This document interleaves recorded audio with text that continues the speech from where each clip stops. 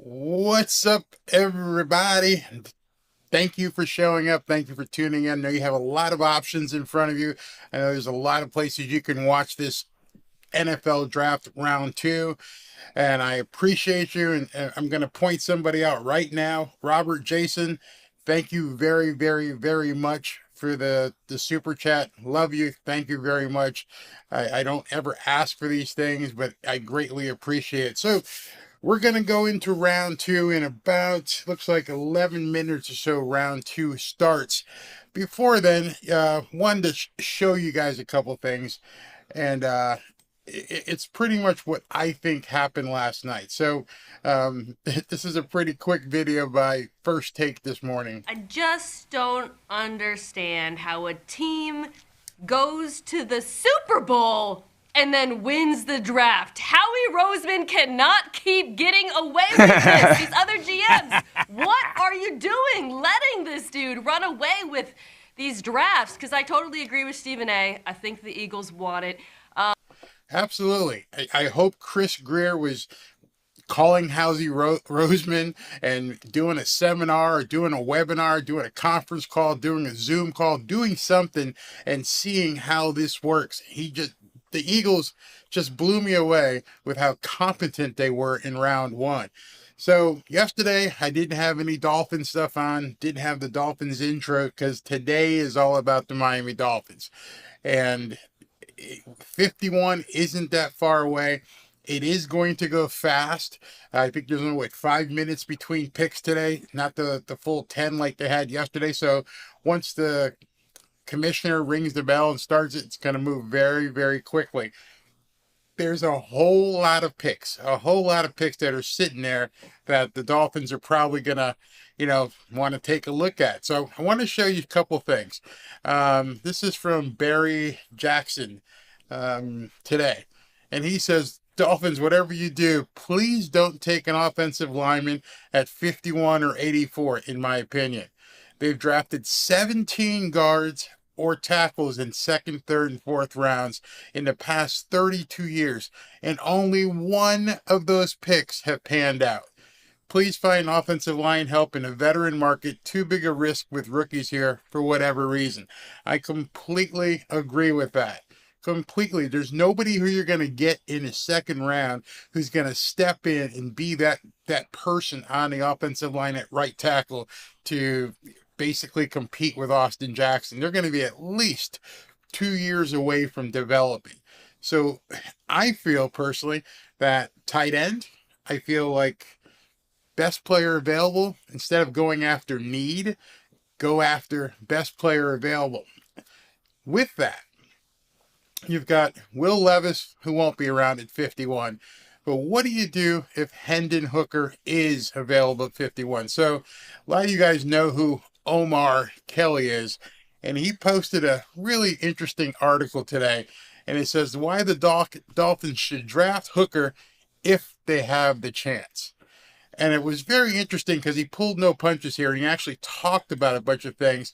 And right here, if this 25-year-old quarterback is there when the Dolphins are on the clock with pick number 51, someone should encourage. I won't use the word encourage. Someone should just put a foot in Greer's ass and say, do what this franchise has had a problem doing.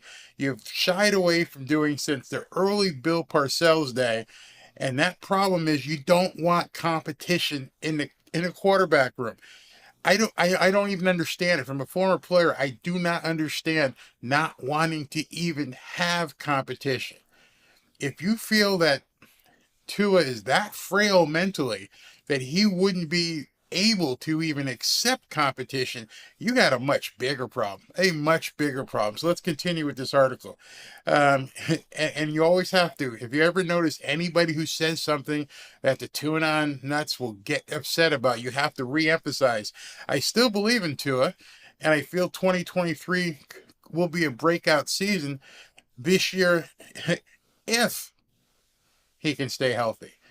I don't think there's anybody on the planet who doesn't know that this kid could play unless he has an injury and he's not healthy, because he hasn't played a season yet, a full season. And like he says here, but what if he can't? That's where somebody like Hendon Hooker comes in. I'm aware. Let me move down because I got limited time. I guess, okay, here we go.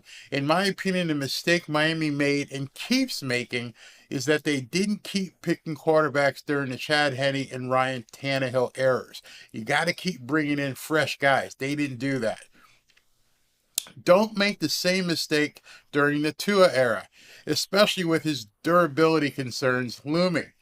Who cares how you find a franchise quarterback or what you used to get him as long as your team has one?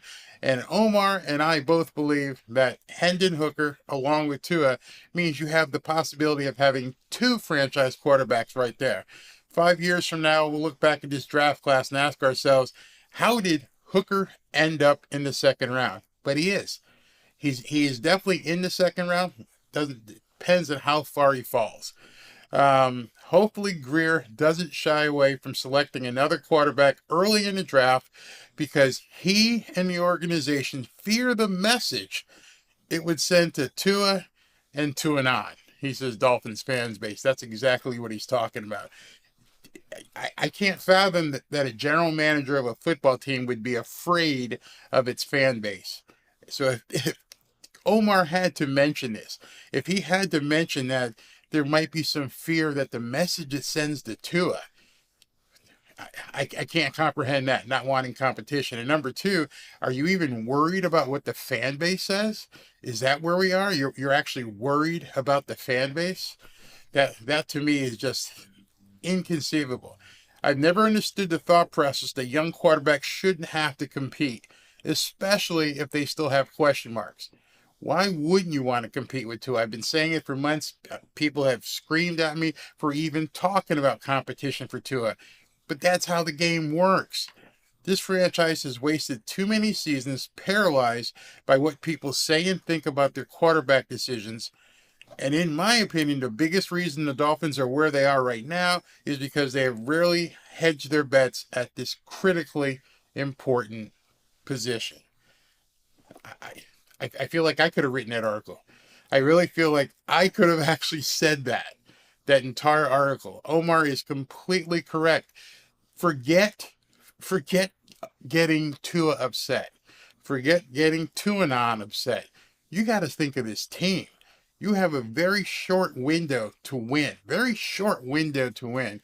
And I don't know, I just wouldn't be concerned about the fan base nor Tua's emotional state, which is beginning to scare me because I'm beginning to hear this more and more.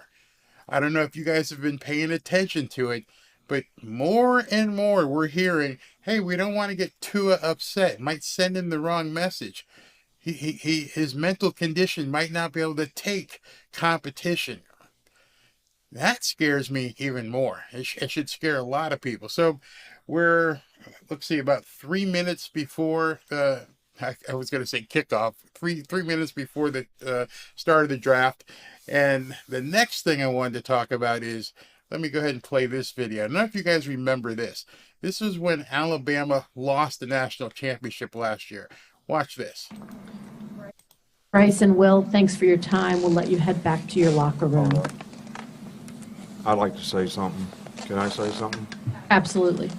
You know, these two guys that are sitting up here, they're not defined by one game. These guys played great for us all year. They're great competitors. They were great leaders on this team, and they contributed tremendously to the success of this team, and we would not be here without them.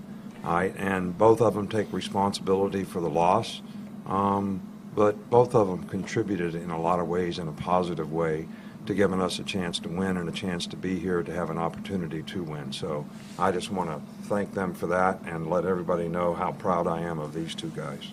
Thank you, Coach. That's what a coach does.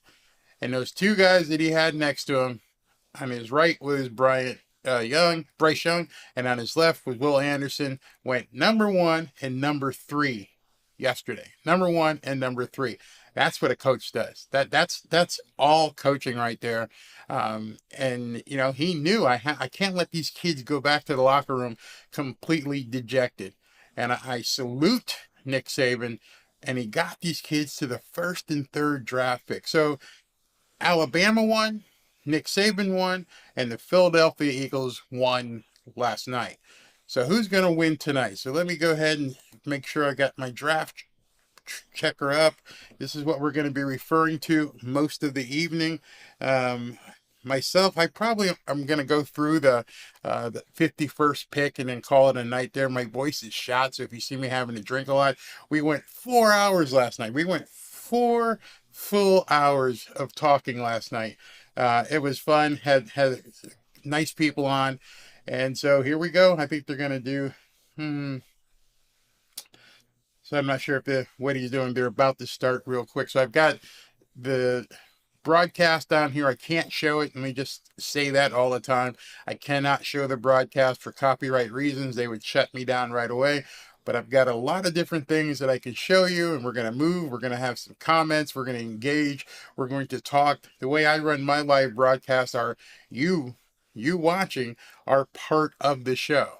So I encourage you not to put up money and do that stuff like that. Just engage. Just tell me what you're thinking. I mean, Robert, I looked at what you said. It was just so funny. You're talking about what you cook for dinner. That's amazing. And yeah, Barry Jackson, we might as well go to it right now. Love what you just said about Barry Jackson being correct. They got to go ahead and start, in my estimation, go for the need. I mean, not for the need, best player available. Go for the best player available. And forget the offensive line in the draft. Go after somebody, go after a veteran afterwards. But, now is not the time to do that. Also, Robert says that Hooker could be gone to the Lions, who picked early this round, as do the Titans. Yeah, Tennessee, I think, is going to have a choice of Will Levis and or Hendon Hooker. Obviously, they're in Tennessee, so they've seen him play all year long. So it looks like we're just about ready to get to day 2. And so I've got, let's see if they put it on the clock yet. Still hasn't started. They haven't begun it yet, but as soon as they do, we're going to see who's on the clock. And we already know who's on the clock. We know it's Pittsburgh. One of the things we've heard all day, I don't know if you guys, if you're busy, if you're working, whatever, but Adam Schefter said that Pittsburgh is trying to move this pick. They've been approached by a number of people who wanted to move up to, what number is this, 32 or 33, and they wanted this pick. So let's see where we are. They're going to another commercial. It's 7:01, and instead of starting the draft on time, they went to a commercial. So we can take a couple more comments. Let's go ahead and do that. I thought they were actually going to do something. Why does the media hate? Robert, you're saying the media hates Levis. Wonder why.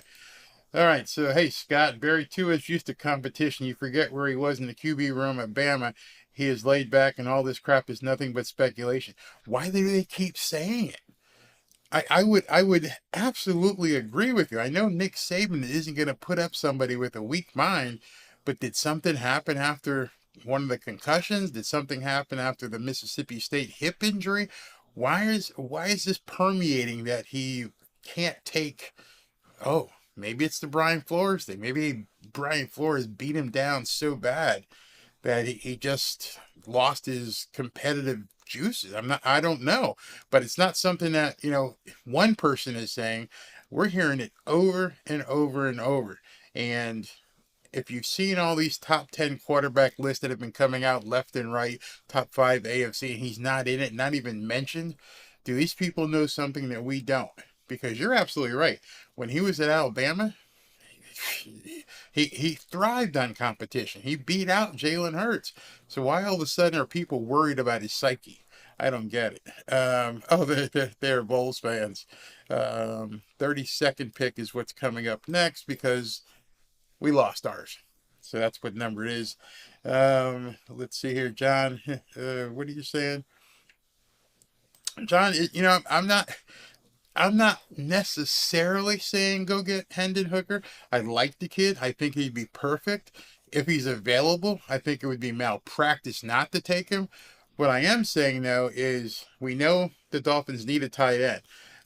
Anything else, if I would assume that far deep, you're going to have a tight end available, and hopefully they pick the right one. I'm looking for Mike Meyer or Darnell Washington. But at that point, at 50, 48, if they move up, best player available. Best player available. Don't pick for need. I've never been that kind of guy to pick for need. Find the best player available, how he's ranked, and hopefully you've done your homework. Has to be time.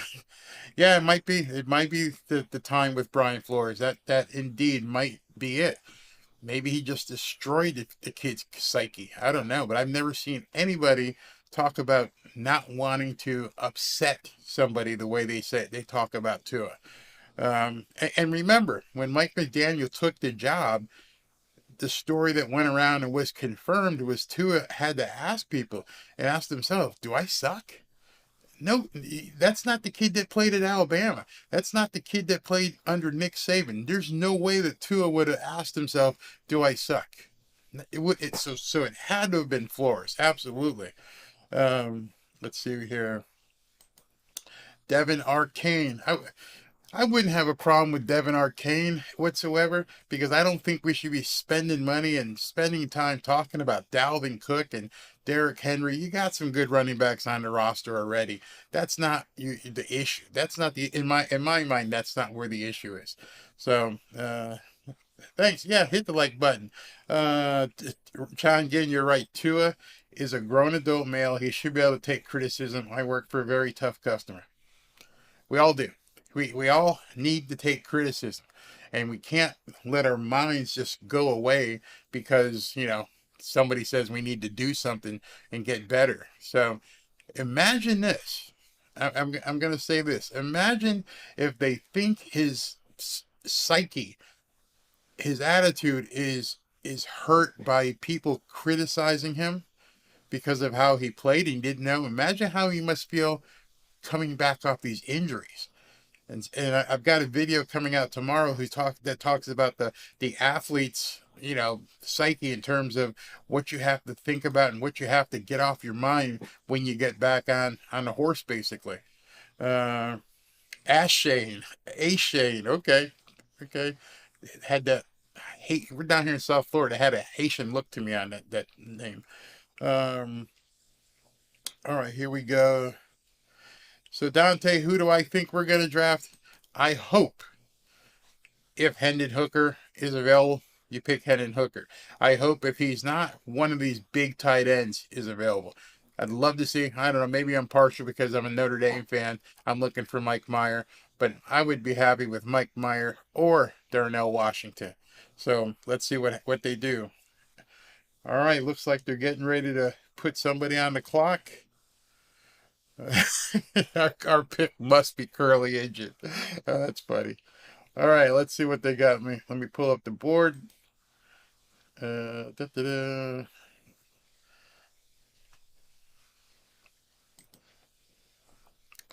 right, there's the board, and Pittsburgh is still not on the clock. They're still doing all their introductions and stuff. They should have told us this was going to start till 7:15. He's on stage with a bunch of players. I think they're players. No, soldiers. Nice. I don't know if you guys can see this, but it's kind of funny. I have the broadcast here. My wife's watching it in the other room, and she goes, "This is supposedly sponsored by Bud Light, right?" Well, when they come in from a long shot, you can see Bud Light up on the top of the stage. That's the only place you can see it. It's not in the scope of the podium. It's nowhere are they even talking about Bud Light. And then tonight, he's got active duty soldiers from the Army, Navy, Air Force, the Coast Guard. He's brought out the military on stage. You think they got the message? You think they got the message about Dylan Mulvaney? Because it's just odd that they brought out the military today. Not only that, now the whole crowd is shouting USA, USA, USA. Oh, this is just making certain people just cringe right now. And those people, I hope you cringe. I hope you feel cringy. I don't know. I'm probably going to lose some viewers on that, but I am staunchly patriotic. and he's talking about Kansas City being close with the military. And so these guys are out there yelling USA, USA, USA, and who they are probably right now just breaking out in hives about what's being done on stage right now. All these military guys out there. This isn't by accident. This can't be by accident, given what they've done with the whole Dylan Mulvaney thing. So here we go. He's going to announce here. Put him on the clock.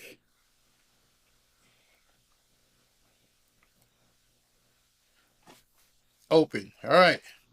Pittsburgh is on the clock. Let's see if they do a trade or what they're going to do here. Run the clock. Yep, here we go. All right, so let me see. I think it's 5 minutes between picks on, yes, well, they give them 7 minutes. 7 minutes on the clock. So it's not 10 minutes. So it's 7 minutes per pick, and we've got to go through 20 picks to get to Miami. 7 o'clock. Looks like, what's that? 7 times 20, 140 minutes, a little over 2 hours. So about 8:15, 8:30, we should see who Miami's picking. Of course, that's if they don't trade up. So let's see. Is there a trade here? Yep. Oh no, this is how they got here.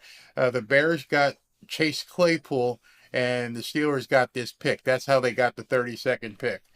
So it's 6:09. It's still ticking, and they have not. Let's see here. They have not made the pick yet. Yeah. Robert, you had to love them everybody yelling that. You guys know each other, huh? Robert, Adrian. Hey, Adrian, what's going on, brother? Scott McCollum, yes, I would love to see Mike Meyer. We're still at 5:30. They're saying that the Steelers had gotten a lot of interest in the pick, but they have not traded it as of right now. You guys are funny. Our pick must be injured. That's a good one. Greer should work a deal with Cedric Wilson. Unfortunately, we'd be trading down, but Cedric Wilson, what, tier 2, tier 3 wide receiver?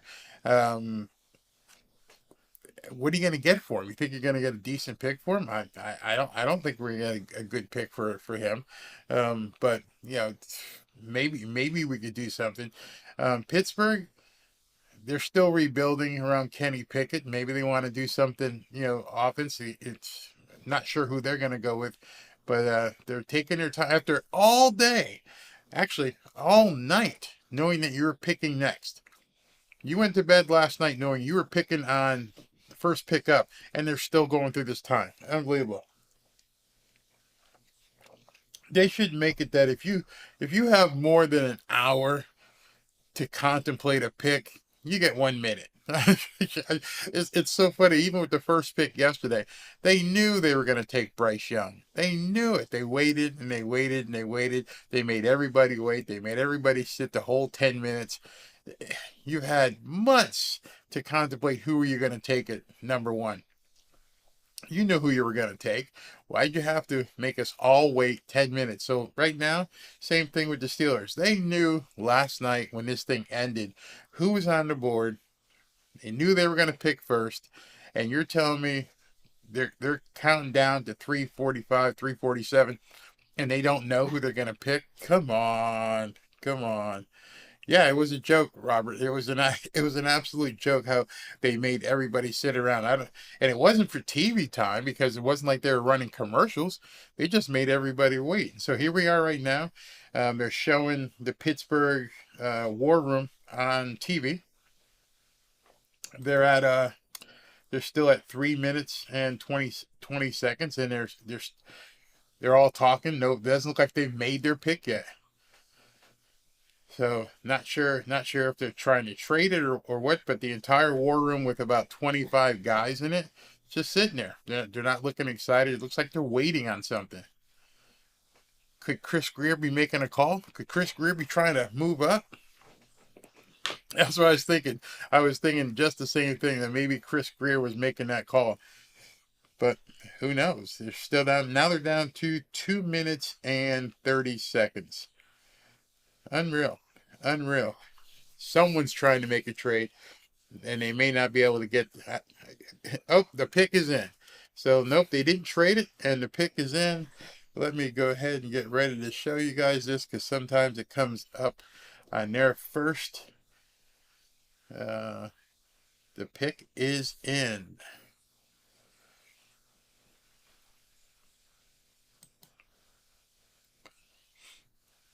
There it is. The pick is in. All right. So now we're in real time on the web, somewhat real time on TV. However long it takes Goodell to walk to the stage. I'm surprised he's there in day 2. Oh, that's right. Oh, tonight there's going to be a player or former player from each team announcing the pick. So Goodell's not going to be walking every pick out to the, every pick out to the podium. So here he goes. Pick is in. I don't know what they wait for. Once they say the pick is in, you should be able to be walking out to the podium.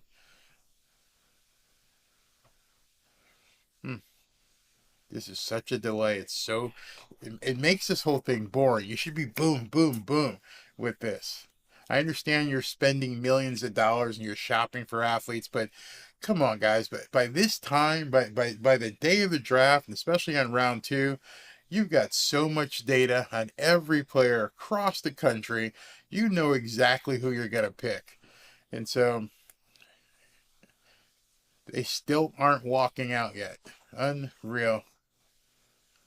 This is probably one of the worst things about the NFL draft. There's so much dead time when this could be much more energetic. So you got people in the audience just screaming.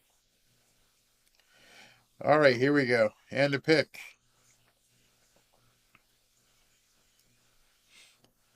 Joey Porter from Penn State. So they took a hometown boy basically.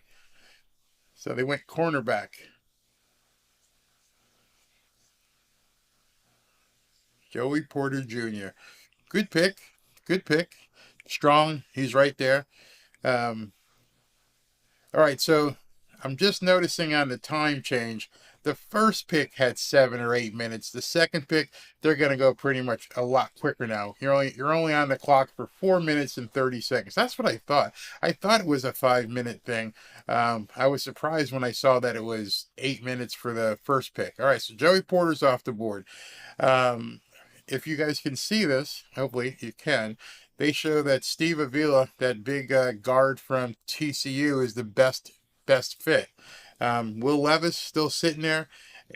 He will still be sitting there after this pick unless there's a trade. There's no way the St. Louis Cardinals were picking a quarterback with Kyler Murray sitting there.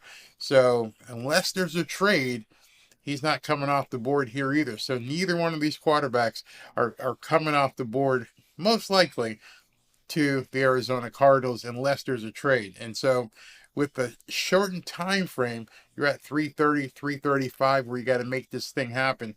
They're going to have to start moving a lot quicker. So if there's deals coming, they don't have a lot of time to mess around. So they're talking about Joey Porter. Yeah, they went defense. I'm surprised they didn't go and help. They got rid of Chase Claypool, that they didn't do something to bring somebody else in. But Joey Porter's good. Really good player. All right, so on the clock, 3 minutes left for the Cardinals. Let's see what they do. Remember, they have a new head coach in Arizona as well. It's got for a need here. It shows that they're defense, defensive end, defensive tackle, and cornerback. So they're probably going to go defense here. Makes sense. I'm looking down the list here to see where Detroit's next. If Detroit doesn't pick one of these quarterbacks to back him up, it's pushing the tight ends back. This is going to get pretty interesting. So let me know what you guys think. Let me go ahead and change over while we're waiting. Let me close that. All right. John Ginn, what you're saying, it's all the show. They know who they're going to pick. This is all they show. No corporation goes into a meeting not knowing what they want. Yep, you sound like you work for a bigger company as well. You already know what you're going to get in. You're just trying to finalize the small print, the small details. So this is all for show. Who knows what they're doing, but you got 2 minutes. I'm looking at it right now, 2 minutes, and you still aren't walking out. So they're definitely dragging this stuff out. This is crazy. Yeah. Hey, Arlo, last night. Here's somebody who was here last night. What's up, brother? Let's get up. Let's get the show on the road. Thank you for coming back again tonight. Oh, and Paul Pulaski is back tonight. In and out today. Barry got the smoker game, smoker going. Oh, I've noticed, which I really, really, really enjoy, is when I talk to you guys. I mentioned it last night. You guys are always cooking. You're always eating. You're always talking about food. I love to talk about food. Obviously, it's a lot of fun. So what? Hey, Paul, what are you cooking tonight? What do you got? You got some good butt on the smoker tonight? Would love to see that. Okay.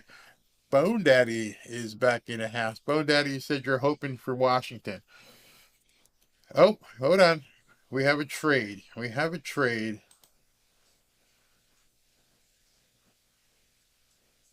Tennessee Titans are moving up. All right, so we have a trade. The Arizona Cardinals have traded their pick to the Tennessee Titans. Could this be Hendon Hooker right here? This could be Hendon Hooker right here. So obviously, Arizona Cardinals were in play, and no move by the Dolphins, but we we definitely have a trade. So we didn't get anything. Oh, so you're talking about wait a minute. You're talking my music here. So you're fresh collards, smoked beans, cornbread. What's the protein? What's the meat? You got a butt there? Oh, and smoked armadillo eggs. Ooh, I'm looking for your meat. What's your meat, man? Talk to me. Bone Daddy, thank you very much. I'm trying to keep all this dead time here. You have no idea how hard it is. Make sure I'm trying to engage you guys and look at what's going on the screen and everything else. So, Weber Smoky Mountain. See, now you guys are lost me here. Weber Smoky Mountain. Oh, and a pie in the oven. Okay, did I miss? Where's the meat? What, Paul? What are you using for meat? You got to be having meat. All right, the Titans. Let me go ahead and hold you back on that. We get back to the food in a second. Killing me because I didn't have time to eat yet, so I'm just sitting here. But you got pie in the oven, man, killing me. So let's see who they're gonna pick. I gotta say they have to have move up for Will Levis. I'm not Will Levis, Hendon Hooker. Let's see. Here it comes. It makes sense. Now, what happens if they go ahead and pick Hendon Hooker or Levis? That means they're getting rid of Tannehill. Here we go.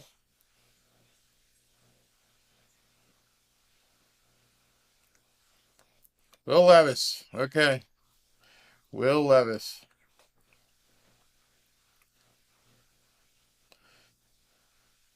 Will Levis. All right, so he's off the board. So Hendon Hooker's still sitting there. So good move. Good move. If they let him sit there behind Tannehill for a year, this might be a good pick for him. So now things are changing. So now I'm looking. If you guys can see on the screen, the best available player right now is going to be Michael Mayer from Notre Dame, big tight end. So it's Detroit on the clock. It shows their needs as being defensive tackle, defensive end, inside linebacker, and tight end. So they may go with a tight end here. So this might be the next big tight end off the board. I think Levis is a steal as a second round pick. Steal. Especially if you don't have to use him right away.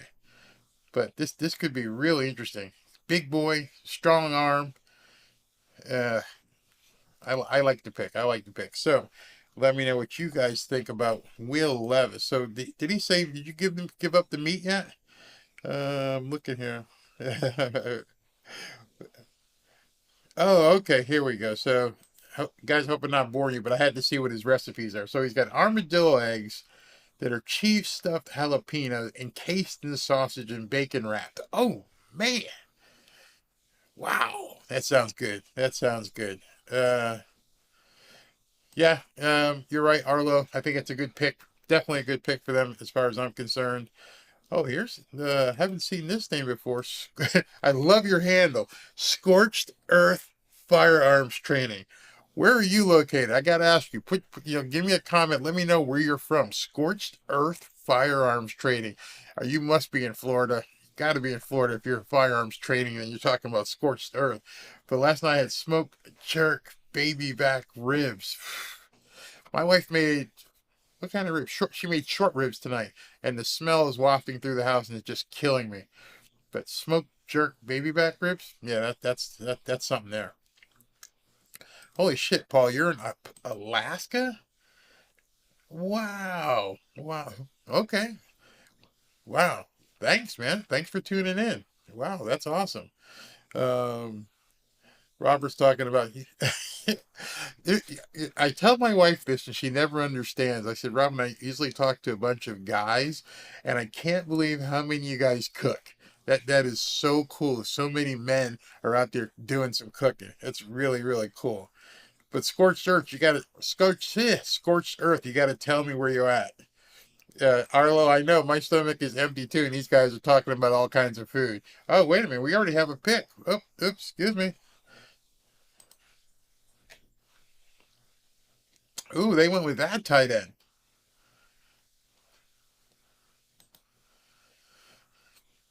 All right, so one of the big tight ends just comes off the board. It wasn't Darnell Washington. It wasn't Michael Mayer, who's still on the board sitting there. So now we're moving down. Next pick is going to be Indianapolis.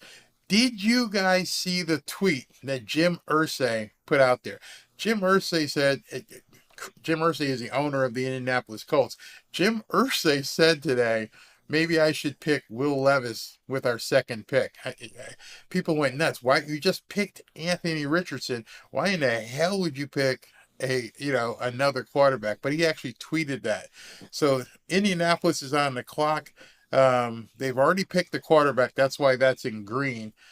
So it says they need a cornerback, a safety, and it says their best fit here would be Brian Branch, a safety, another guy out of Alabama.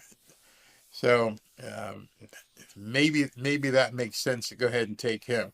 And so after this, we've got the Los Angeles Rams. They may take Hendon Hooker with Matt Stafford being up in age. They're going to need to bring. I think on their roster they only have one active quarterback, Matt Stafford, and Matt Stafford is probably, I don't know, he's up in age. He's been injured. They're going to need to bring in somebody to groom to take over for Matt Stafford as well. So let's see what we got here. They're going to commercial, so we can start looking at some stuff. Boom, boom, boom, boom, boom. Okay. Oh, Bone Daddy, you're in Jacksonville in the Navy. But for another month or so, I'm temporarily in California, unfortunately. You're saying you think that Darnell Washington comes off the board to the Raiders. No, wait a minute. No, they've got a really good tight end already. What the heck's that guy's name? The Dolphins were going to try and trade for him back last year. But Waller. They have Waller right now. I don't think they'll take a tight end. I don't think they will. Robert, you said get a smoker. You can do your vids while the pork butt is doing its thing. Yeah. Back in my days of music promotion, I used to do barbecue festivals around the Southeast, and they would have barbecue competitions. And oh my God, just watch. Some of these guys would cook all night. They would put a pork butt with some kind of rub, their own secret rubs, and they'd put them in these smokers, and they would cook them 12 and 14 hours. And by the time judging time happened the next day, it would literally just melt in your mouth, literally. They lost Waller. Who'd they lose Waller to? Raiders pick is in. Hold on, we got to go here. The Raiders pick is in.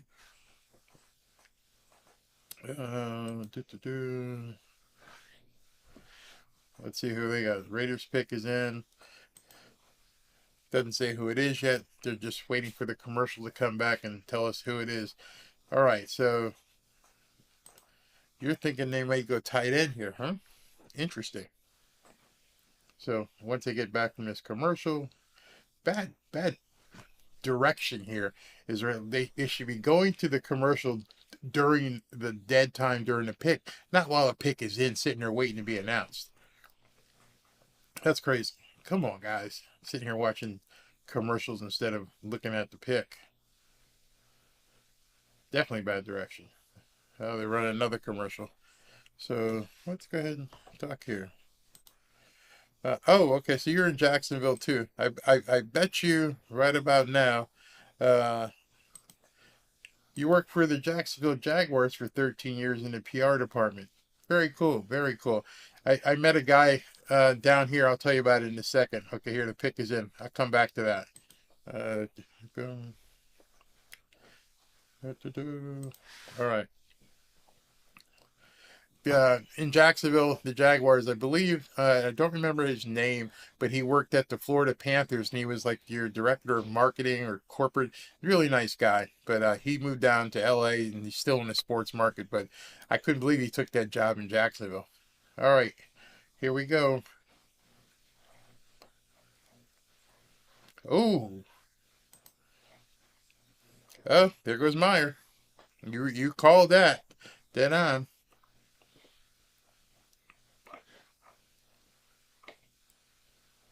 Michael Mayer. Wow. So, man, so that pick was sitting there. So now two of the big tight ends, Laporta and Mike Meyer, are both off the board. Man. Yep, Bone Daddy, they went after a tight end right there. Walker is gone. Obviously, he's definitely gone. They were trying to get him with the Dolphins last year. Yep, another good pick. It fits perfect. Fits perfect for what they're doing out there. People are saying they're comparing Michael Meyer to Jason Witten. If I was compared to Jason Witten, I would be extremely happy. They're talking about a guy that played forever, was one of the best tight ends in the league. Great receiver. That's awesome for him. I can't believe they're comparing him to Jason Witten, but they are. That's very, very cool. Wow, he's gonna fit. So you got, if you think about it, so Jimmy G is the quarterback in Las Vegas, and wherever Josh McDaniel was, he obviously had a big tight end as well. So when he was in New England, yep, he had Gronk, Brady and Gronk. So now he's got Jimmy G. What's he do? He brings in a huge, big pass catching tight end. That's very awesome. So we got the Los Angeles Rams up next. Maybe this is going to be a pick for a quarterback. Maybe this is where Hendon Hooker goes. I don't know if he fits with their style offense, but it would be very interesting if they picked him up there. So let's go ahead and look at taking some comments. I had red beans and rice last night. How come you guys aren't telling me the meat? I understand red beans and rice and what? Or are you guys vegans or something? Because red beans and rice is an awesome meal, but I need something. I need some meat on that plate, man. I need something that's cooked for a few hours or something to go along with that. Bahamas Dolphins, what up? Thanks for showing up. Yeah, you may be right, Bone Daddy. We may need indeed to trade up for Washington because I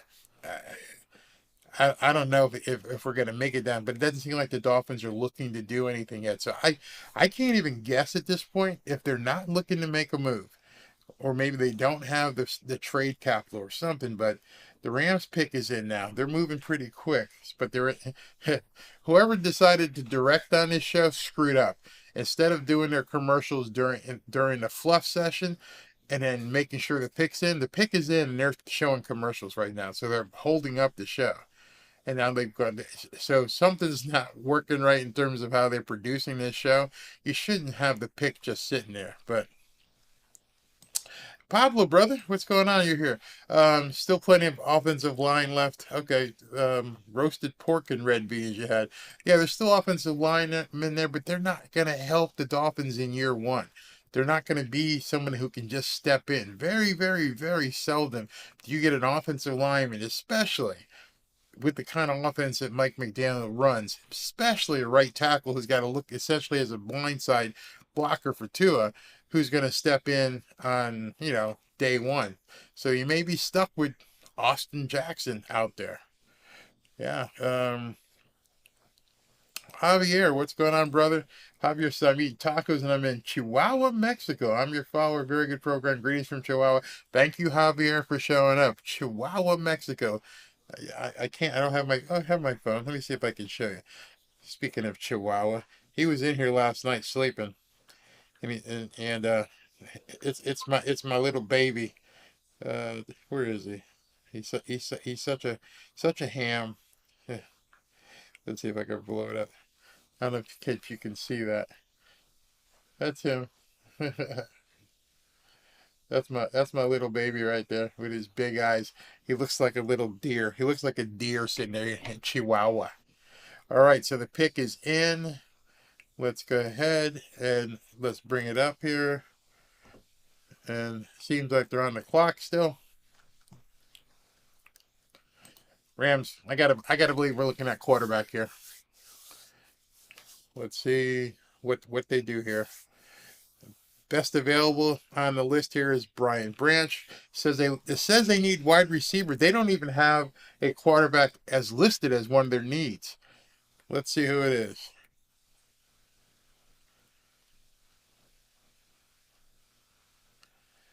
Oh, there's that big guard from TCU off the board.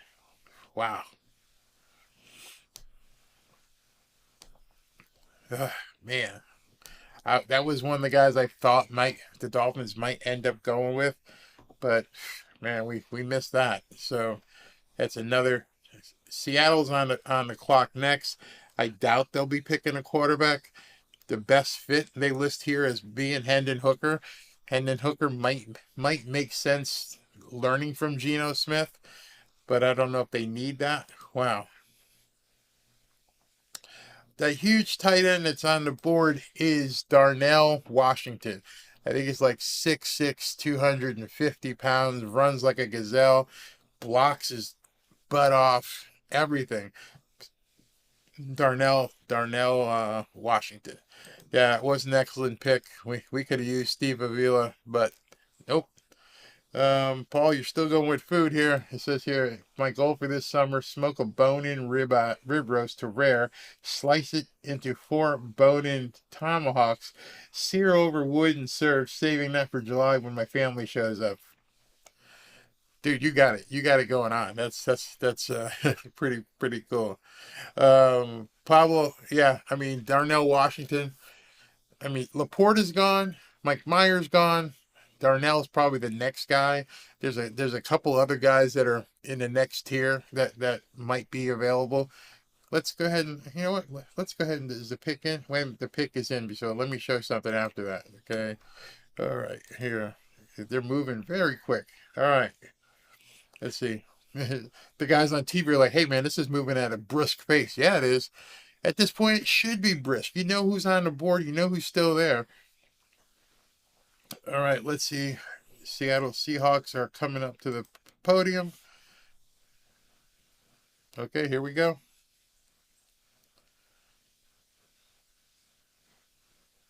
'37th pick. Derek Hall, defensive end. All right, so we're at 38, only 13 more before the Dolphins. You got a couple big tight ends. You got a quarterback. You got let's see, Colts are coming up next. No, Falcons are coming up next. They may take Hendon Hooker. I'm sure they've seen him a lot right there in SEC country.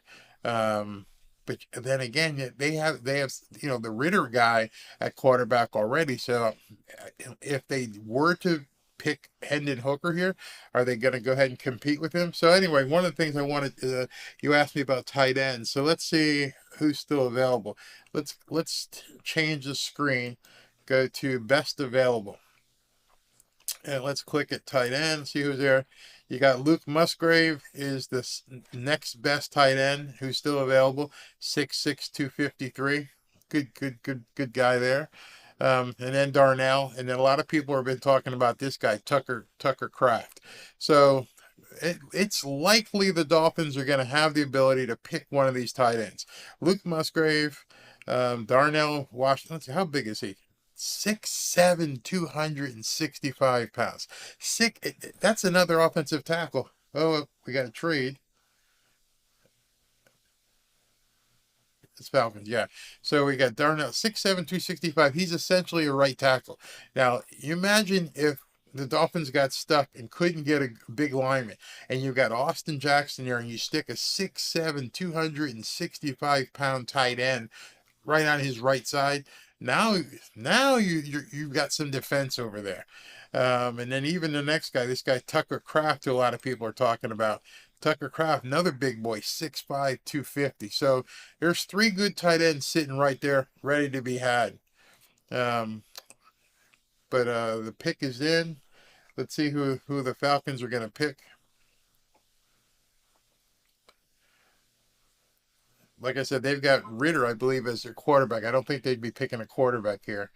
They're looking to see defensive end is who they're calling. Defensive end, wide receiver, cornerback. Picking after this would be the Carolina Panthers again. So they won't be picking a quarterback because they just picked Bryce Young. So, wow. This is getting really, really interesting here. Maybe they would go tight end here at Falcons. No, they wouldn't. They got that big tight end, Elijah Pitts from Florida. So this won't be a tight end, and probably won't be a quarterback. Every pick makes the Dolphins intrigue build. So this won't be a quarterback and shouldn't be a tight end. Let's see. All right, they're walking to the stage. There we go. Here's the pick. Offensive tackle. Oof. Matthew Bergeron.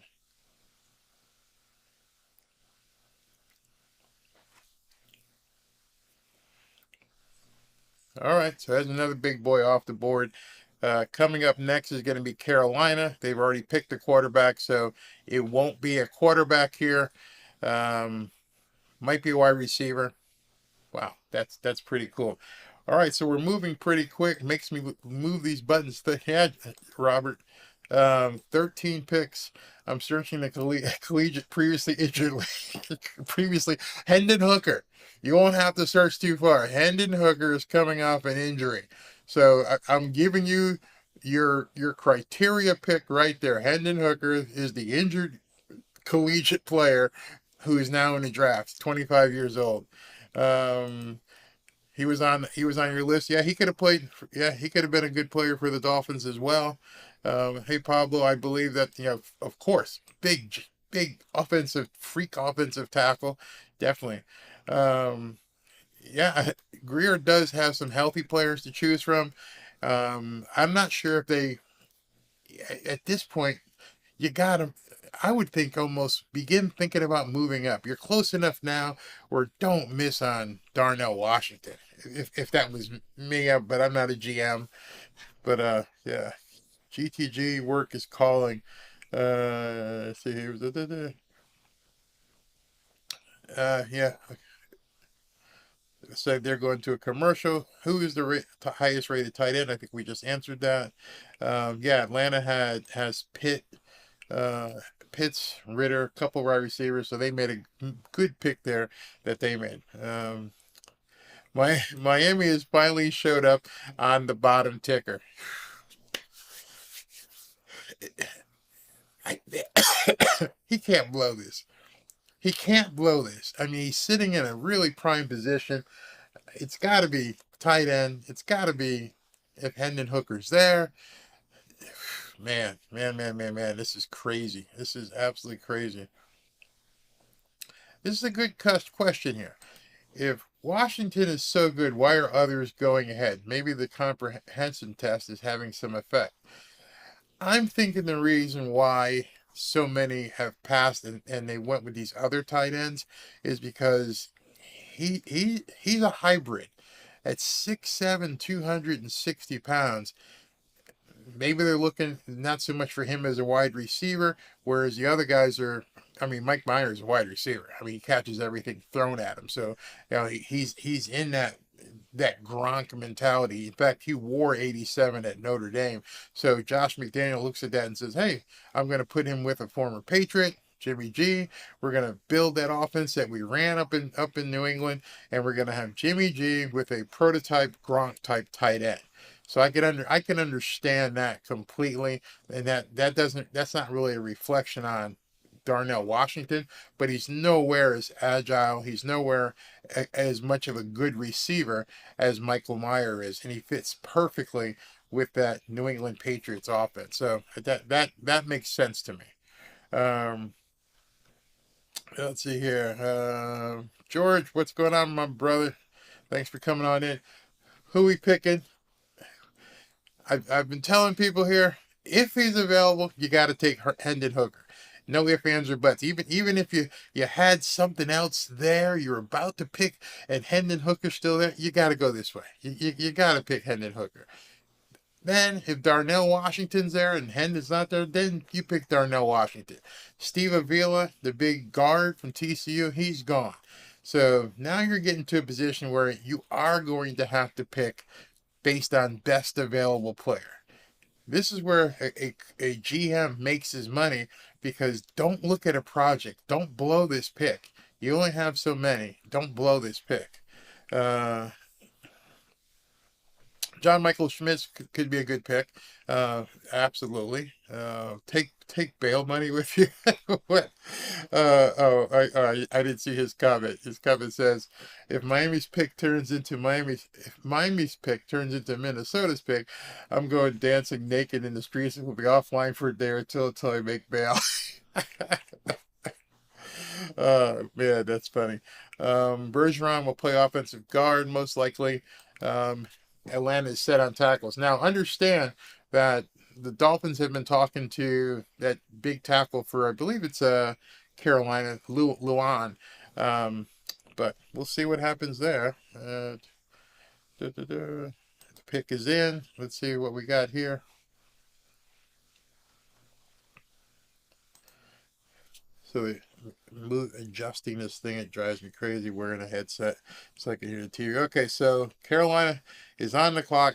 Obviously, they picked number 1 yesterday. They already have a quarterback. I thought they might trade this pick, but let's see what they go with here. Gonna have to get Bryce Young some weapons, obviously.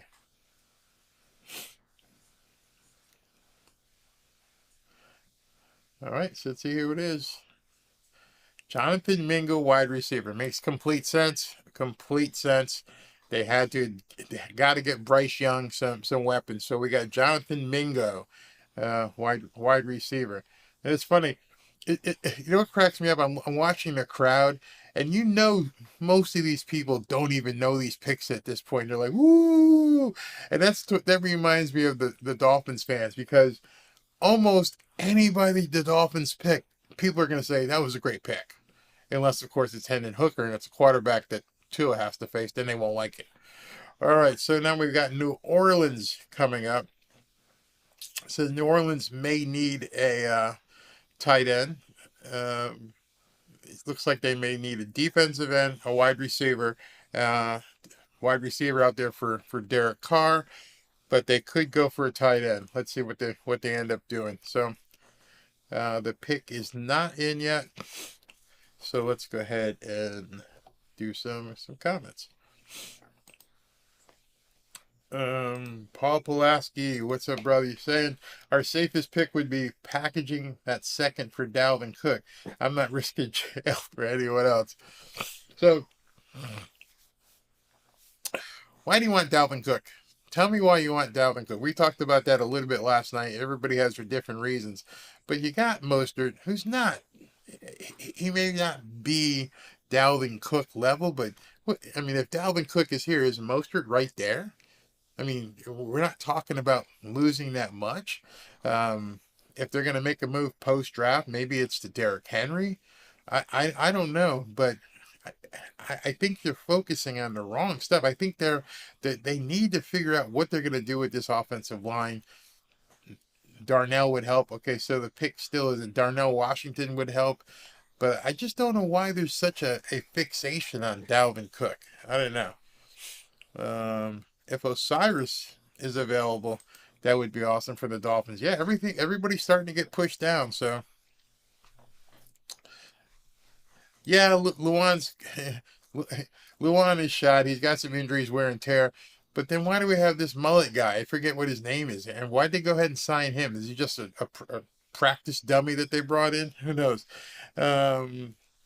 Dalvin Cook is better than anyone on the board right now. I don't doubt that. I don't doubt that Dalvin Cook is better than anyone on the board. My comment is Dalvin Cook that much better than Raheem Mostert and Jeff Wilson that you have to take on another halfback? That's only my question. Yeah, I completely agree with you that Dalvin Cook is better than anyone on the board. I just don't know why do you have to reach into another halfback when you're loaded already? All right, so it says that they're going to make this pick. Let's see who we got. So the pick is in. Let's see who they're bringing up.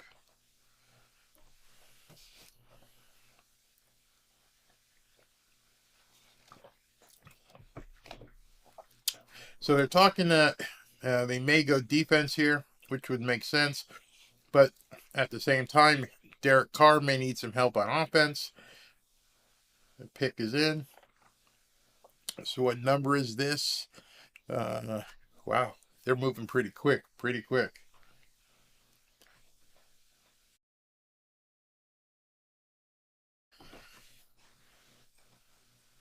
Let's see here. Check.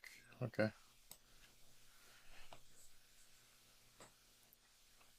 Here comes the pick. So we have a guy preaching right now. Not about God, just preaching because he wants to talk.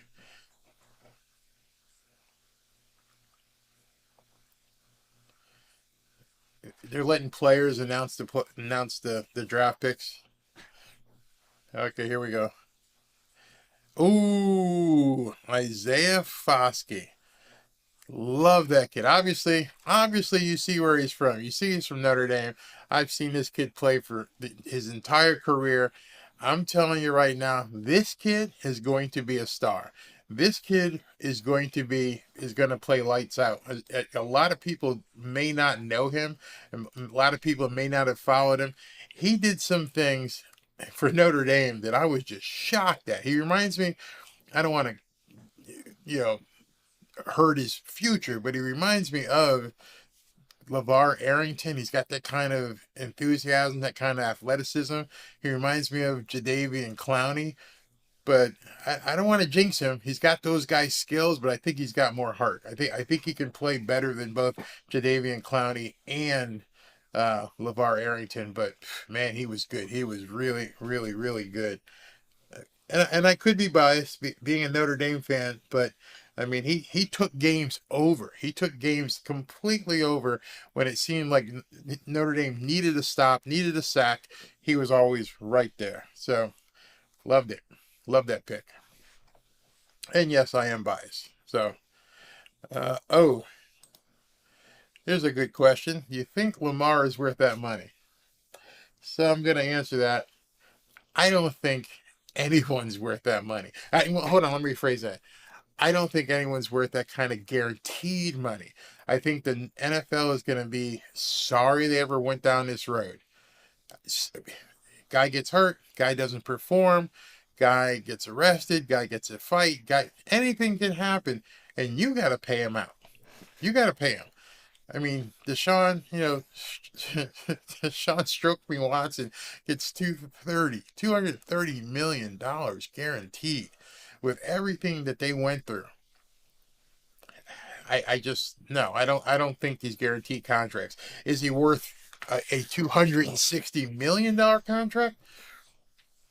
When you look at what the television rights and everything else, I think he's worth the money, but I think you still have to earn it. I would never want to get into a situation where somebody doesn't have the incentive to work.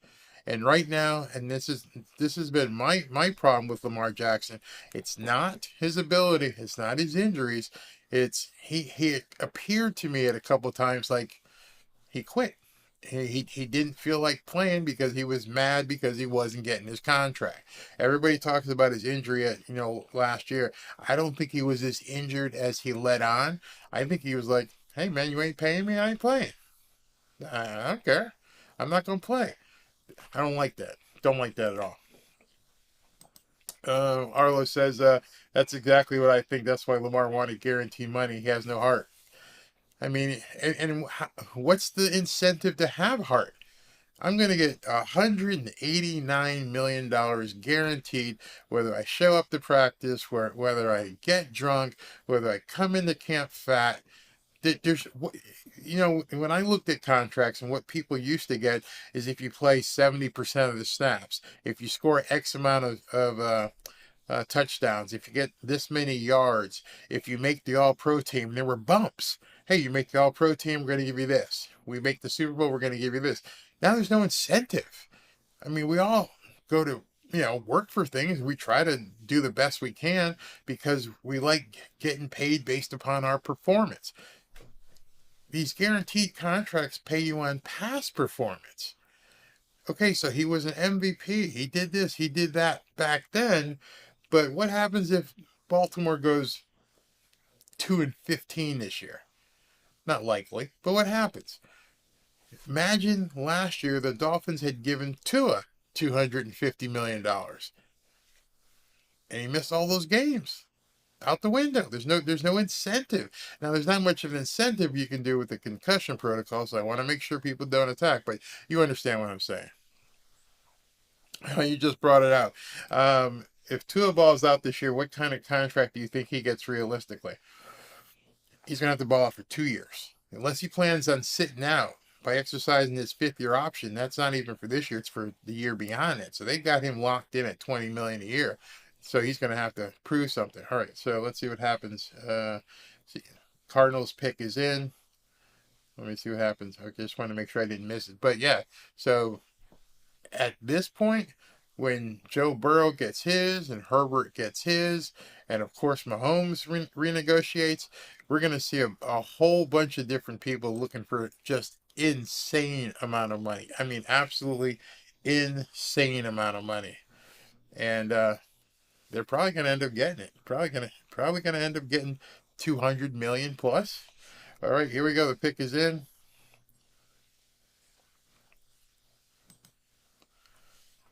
And who's talking? Aeneas Williams.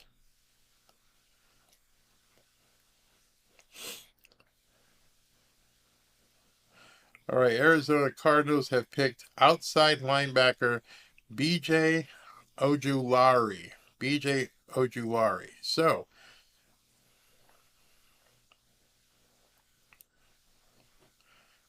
it's funny watching a crowd. They don't know who this kid is. I don't know who this kid is. BJ Ojulari.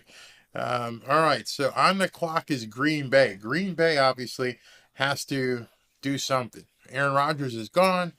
Jordan Love is there. They lost one of their wide receivers. So this is going to be a wide receiver or a tight end most likely. So this could be Luke Musgrave. This could be Darnell Washington. Or it could be a wide receiver. So we're getting closer and closer. So let me go ahead and look here. Who's picking where? I just want to make sure I understand. Green Bay. Then after Green Bay, we've got the Jets, Colts again, Green Bay for a second pick, the Patriots, The Commanders. Okay, let's look at it this way. Green Bay is going to pick. They may not pick a tight end here. The Jets, they may pick a tight end. You got the Colts. They already took somebody. And here we are right there. Tampa Bay. If Hendon Hooker is on the board when Tampa Bay picks, I got to think they're going to take him. I know they got Baker Mayfield, but he would be perfect to sit back there. Steelers aren't going to pick him. The Lions might. The pickers already. The pick is in. Wow. So they're in. So you could see how some of these players are falling. Darnell Washington, Hendon. Okay, they're going to announce this one. That was fast. Oh, so they took the tight end. So now our tight end picks are getting real slim here. Man. All right. So next pick is going to be the Jets. One of our nemesis. The Jets are up next. So there's no way the Jets are going to make a trade with the Dolphins. So I doubt that's going to happen. So Indianapolis make a trade, get up there and give them something. Maybe this is where Cedric Wilson can go. Trade Cedric Wilson to the Colts, who are up next. Man, there's I don't know why they're not on the phone. Yep, you're right, Bone Daddy. Another tight end out the door. Robert, what do you say here? So much salary as it's already going. There will be no NFL other than having to pay. Yeah. Until they go to flag football. Well, I agree with Bone Daddy here. I don't think any player is worth over $100 million unless they do something. I don't think you should have a $200 million contract with a $109 million guarantee. If I'm going to pay you $190 million guarantee, well, I want to know we're going to win the championship and at least compete in the Super Bowl. There should be something like a rebate. I'm going to give you 100, or in Lamar Jackson's situation, we're going to give you $53 million guarantee, but you're going to have to kick back 15 or 20 of it if we don't make the playoffs. That kind of stuff. But, just giving it out while these picks are moving fast. Okay, guys, let me go here. Here we go. Pick is in. It says the pick is in. Wait a second. Oh, wait a minute. I got to change channels here. Oh, this isn't good. I'm watching the draft and they just changed and went to the hold on. They went to the basketball game. Let's see. I got to find another channel here to pull this up. I can't believe they just did that. Wait a second.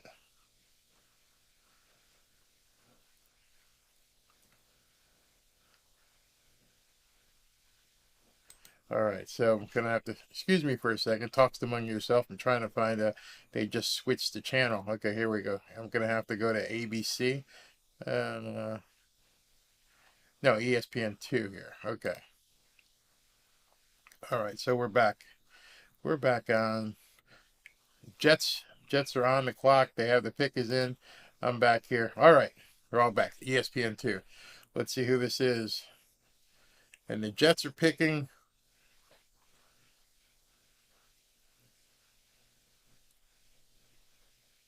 So we get one of the. I used to like to watch this guy. Here we go.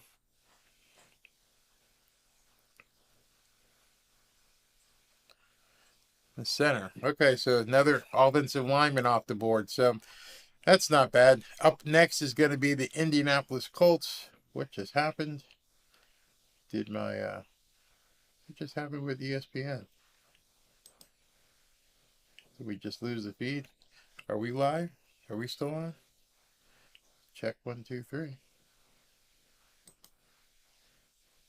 Yeah, okay. That's weird. They're having some issues here when they change the feed. So testing 1, 2, 3. I'm still here. Maybe it's the stream. Can you guys hear me? Can you guys hear me okay? Hey, can you guys hear me? Let me know. Okay, so it's not me. Thanks. So it's not me. It's ESPN is having intermittent here, so I gotta have to find another channel right here to talk to. Otherwise, we're gonna have to do this the old-fashioned way. Uh, Either that or my computer shit the bed. Yeah. All right, Bo Daddy, have a good one. All right. So it's not me, it's their feed. Either that or my. All right, so we're back.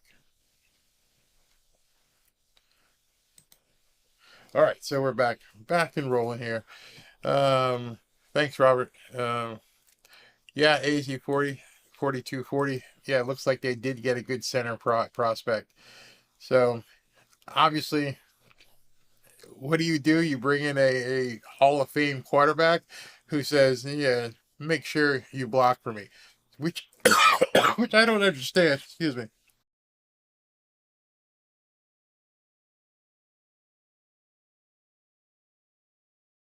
Okay, so this is very interesting, and it shows the difference in the way a prospect or a team handles things. They bring in a Hall of Fame quarterback in Aaron Rodgers, and what do? Right away, they bring in someone on the lines. And I doubt this kid is going to start. I don't know who's on their offensive line right now, but they're going to put somebody, in the position where maybe next year, maybe later in the year, he can step in. And again, the Dolphins aren't making any phone calls. Um, I thought that Cedric Wilson would have been good trade bait. Unless the other teams just don't want him. Obviously, the Jets wouldn't make a trade with the Dolphins with Indianapolis because the Colts pick is in. Yeah, Pablo, I had to switch over to ESPN too. Would have been nice if they told anybody that. Let's see. What's up, James Everett? Yes. What's going on, brother? Uh, duh, duh, duh. Just got a good prospect. Okay, here we go. All right, so next coming up is the Colts with their second or third pick here. Let's go to the board and see what they're looking at. The pick is in, but they're taking their time getting up there. So it looks like on the clock is Indianapolis. The pick is in. It says they need a cornerback, a guard, or a safety, is what ESPN's Mel Kiper has said that they're looking for here. So cornerback, guard, safety, offensive, outside linebacker. But they're not bringing the pick up yet.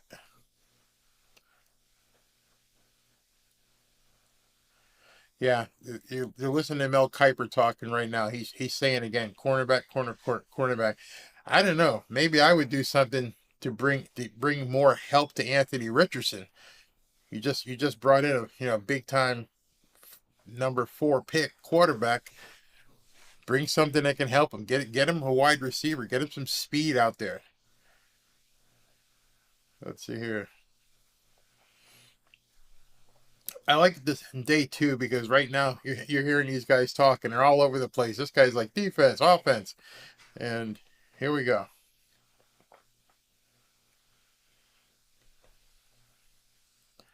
All right, this is pick number 44.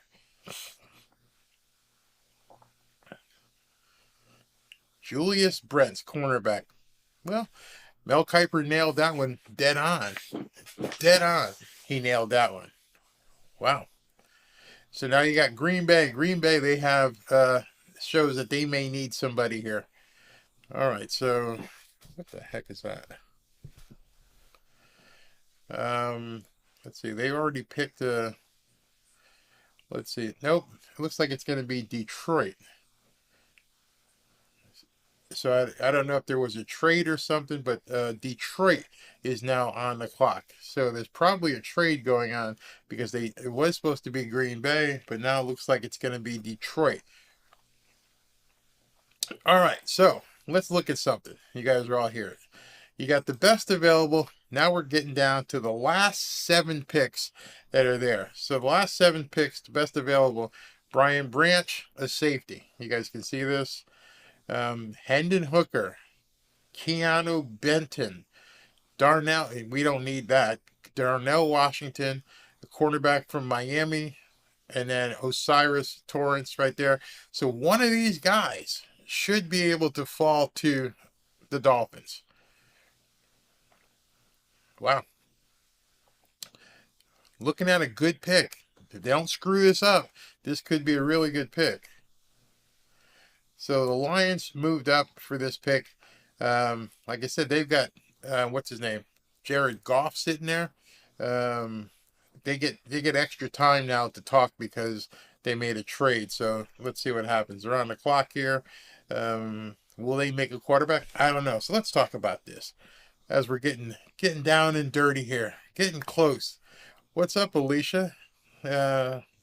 Alicia, you're in the house. She's like, we've got Schmitz, Washington, or Kraft. Kraft is that other tight end, in case you guys don't know.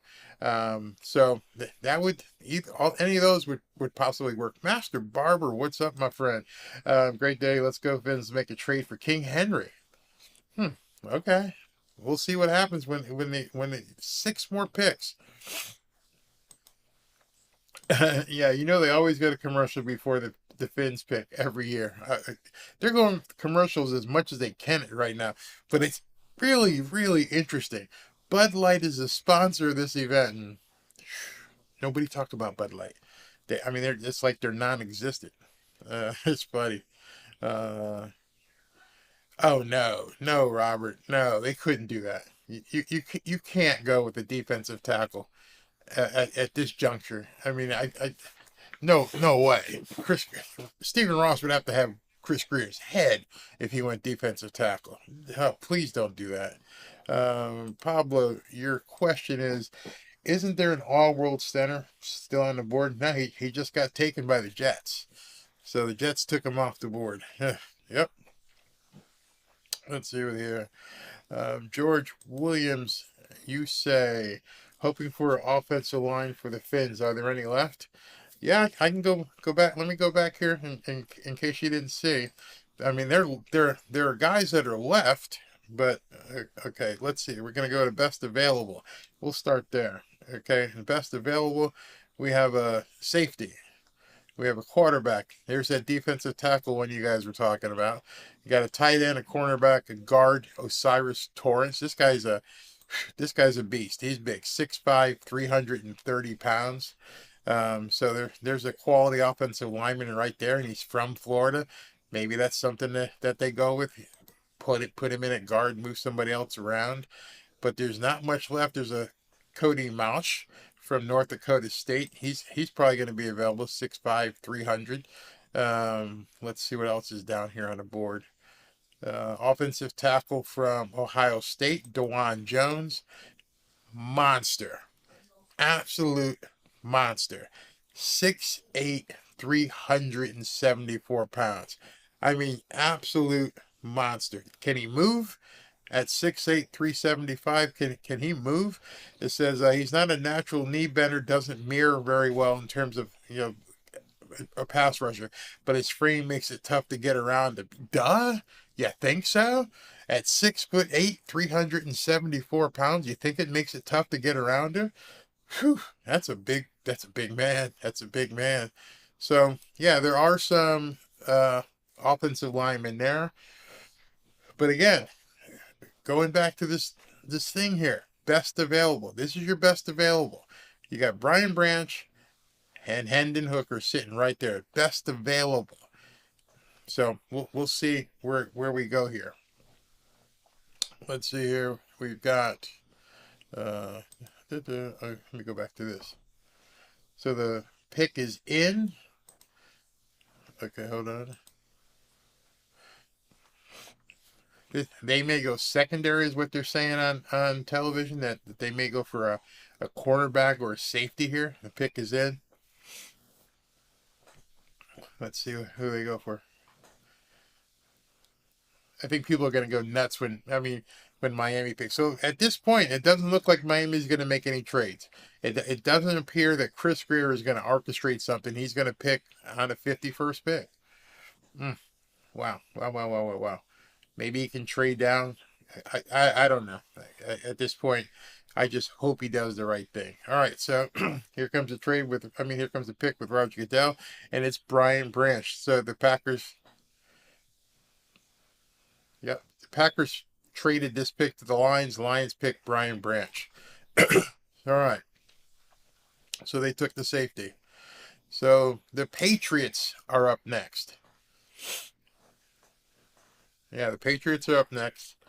And as you see, best available. Now, wouldn't this be interesting? We know there's been talk about the Patriots moving Mac Jones. Could Bill Belichick with Bill O'Brien as his new offensive coordinator, would they dare pick Hendon Hooker and move off of Mac Jones?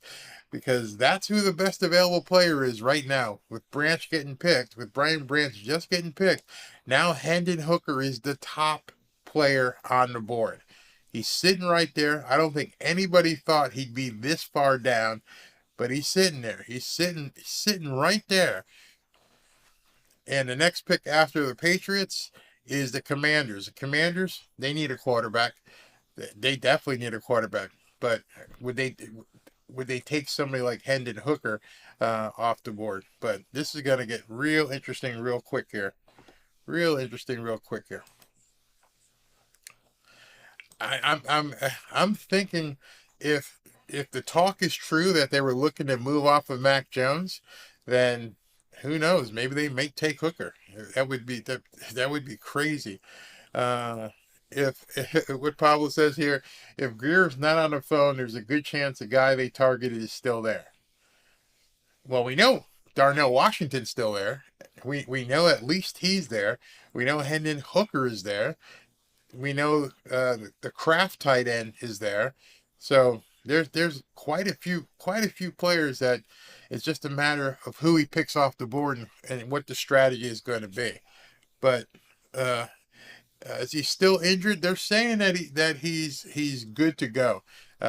He's still classified injured because I don't know if he's got clearance, but you're going to get him cheap. What kind of wait a minute, where am I here?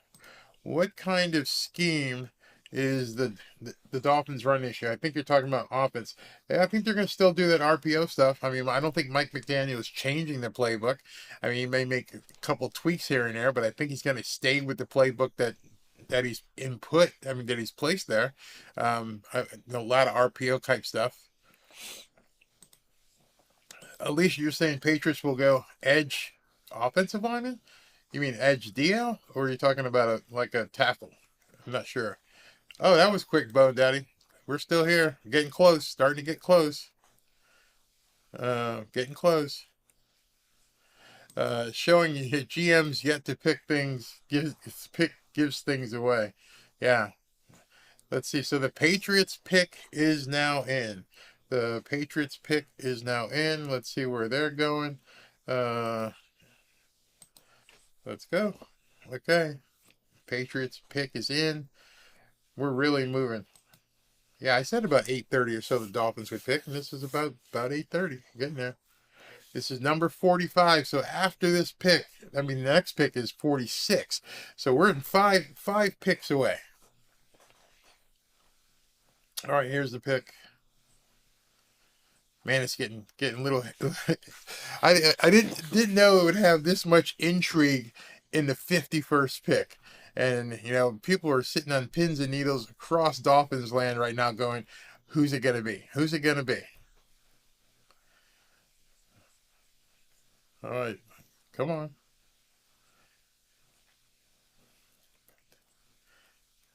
Yeah, the pick is in, but he's not walking up yet, so I'm not sure what's taking so long here. This is crazy. All right, well we can go ahead and take another comment or two while they're walking up.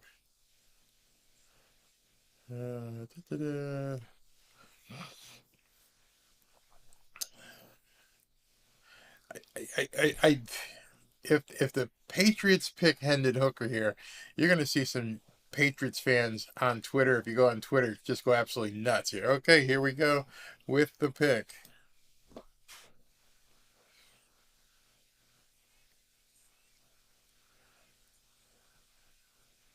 There we go.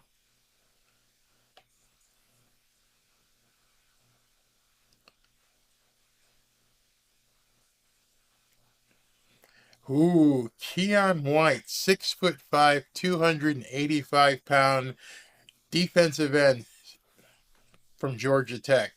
Wow. Wow, wow, wow, wow, wow. Wow. All right, so wow, on the clock is Washington. So right now, if you can see the screen, if you look at the screen right now, the best available is Hendon Hooker. The best fit is Darnell Washington. So one of these two guys, if they go here, obviously wouldn't be going to the Dolphins. So these are two potential picks. One of these two, if they go, is off the Dolphins. I hope that Washington at this point picks Hendon Hooker, so that big tight end from Georgia is still available. But man, it's starting to get down to the wire here, right down to the wire.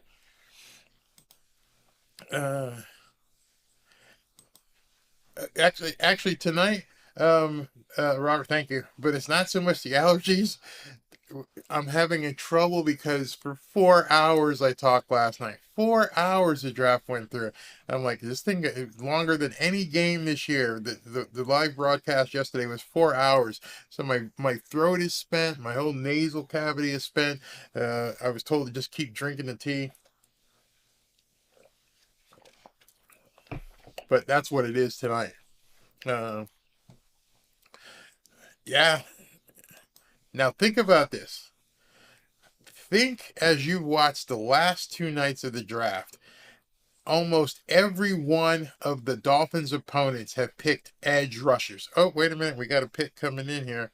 Let's see what we got here.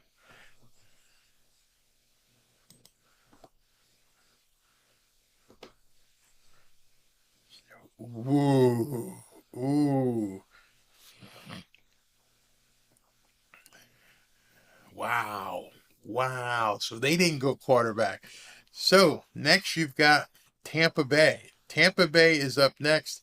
Tampa Bay is says their interest is quarterback, defensive end, offensive guard.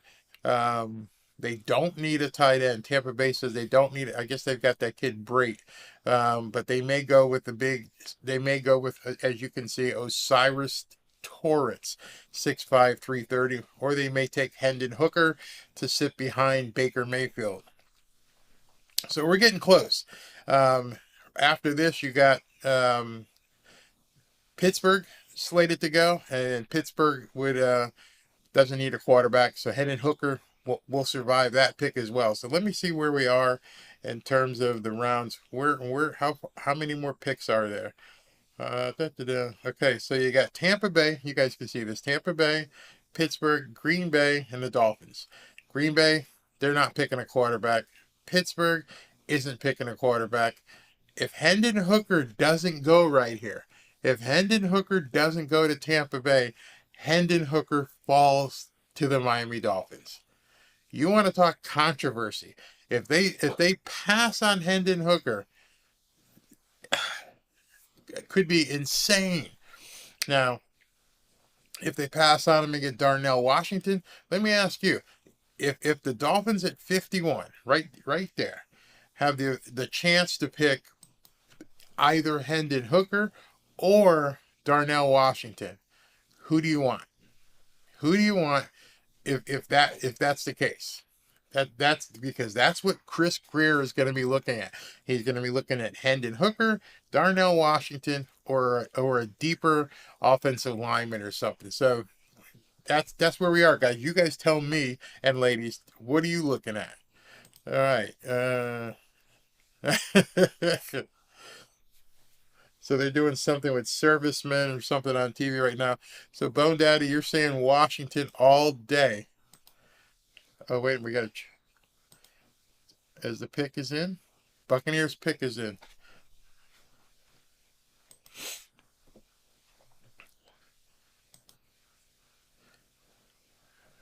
Ooh. So that was another big guard. I know Dudley Durong was really high on Cody Mauch. So they picked him. They didn't want a quarterback. I guess it's Baker Mayfield all the way.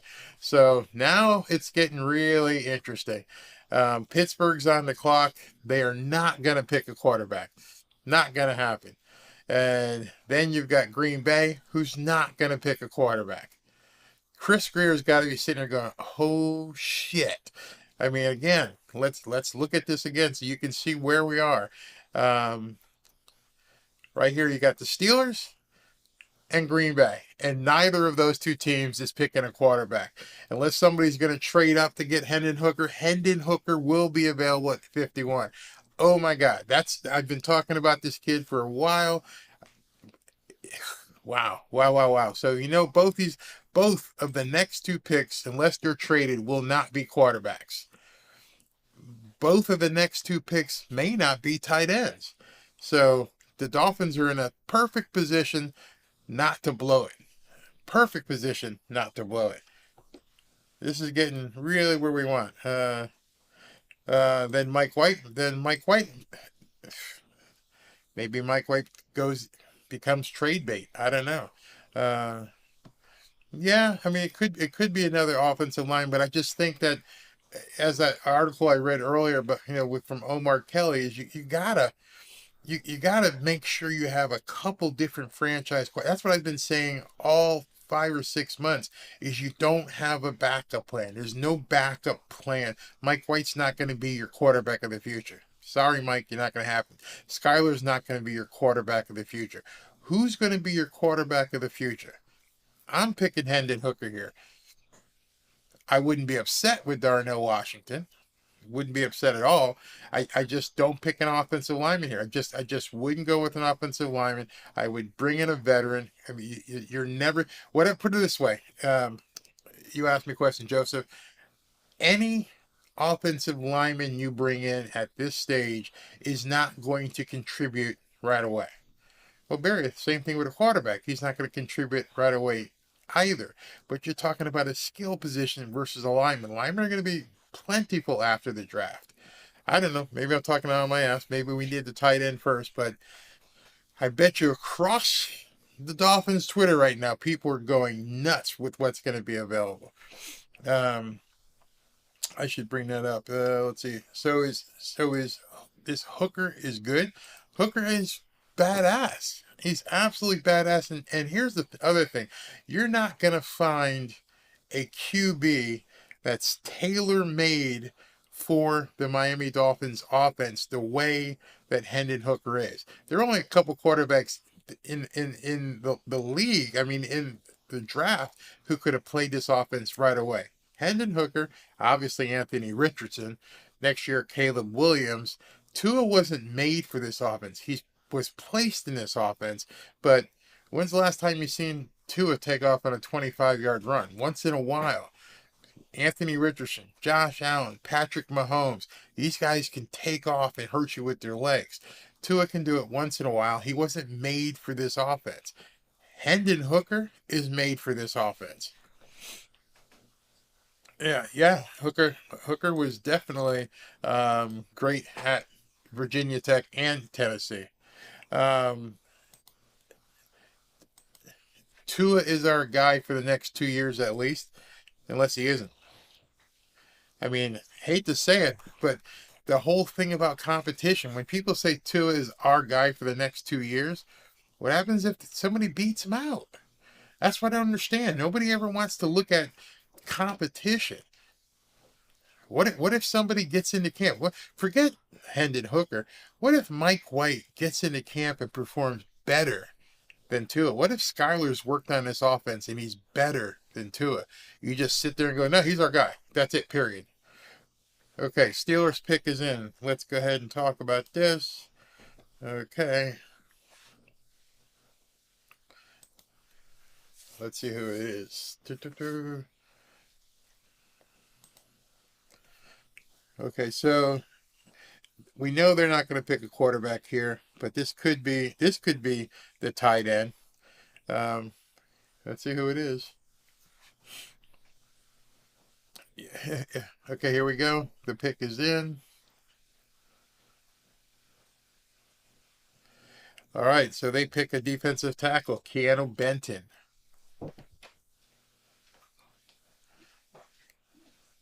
All right, so here we go. We're who's up next? Green Bay's on the board. Green Bay won't be picking a tight end. You ask me why? If we look at the teams here and go to Green Bay already picked the tight end, I believe. Yeah. Let's see here. I thought they picked the tight end already. Yeah, they already picked Luke Musgrave. So they won't be picking a tight end, and they won't be picking a quarterback. They picked Luke Musgrave earlier here in the second round, so they're not going to pick another tight end. So Darnell Washington and Hendon Hooker. I don't even really care right now who the Steelers pick, because now both of them are sitting there. Chris Greer, you got to earn your money on this one, buddy. This is it. This is definitely it.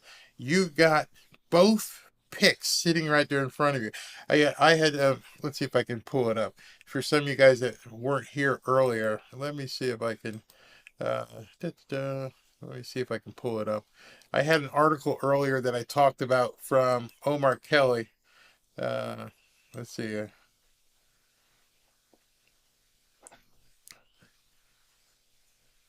Oh, okay, the pick is in.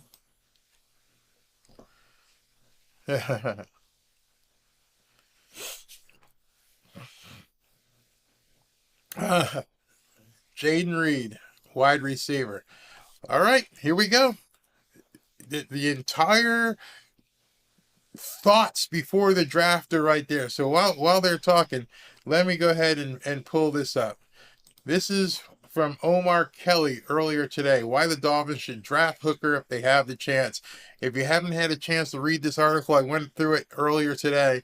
And, it's still highlighted. So if this 25-year-old is where the Dolphins are on the clock with pick number 1, someone should encourage Chris Greer to do what the Dolphins franchise has shied away from since Bill Parcells, is add competition to the quarterback room.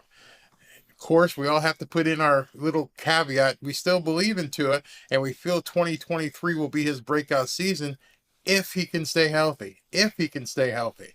But what if he can't? Then you go down here, he says some really good things. I mean, right now, in my opinion, the mistake Miami has made is not with Tannehill and Henne was not keeping pace and having someone else in the wings. Don't make the same mistake during the Tagovailoa era, especially with his durability concerns looming. And the pick is in. Oh my goodness. They didn't waste any time. So here we go. Here we go. Let's see who they go with. They went quick. They didn't waste any time. Teron Armstead's making the pick.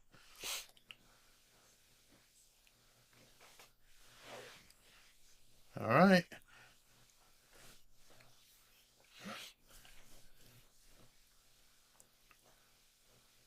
He's talking. He's giving a little tribute to Steve Gleason. Cam Smith.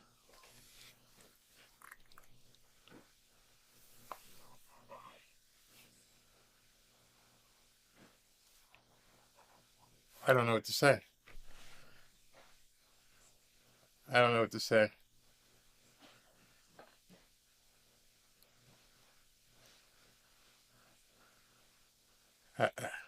I'm absolutely stunned.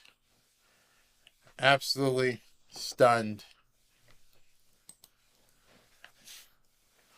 And stunned. Jalen Ramsey. X-Man. Javon Holland. Kyler Kohu.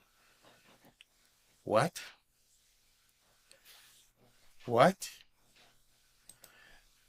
Bone Daddy.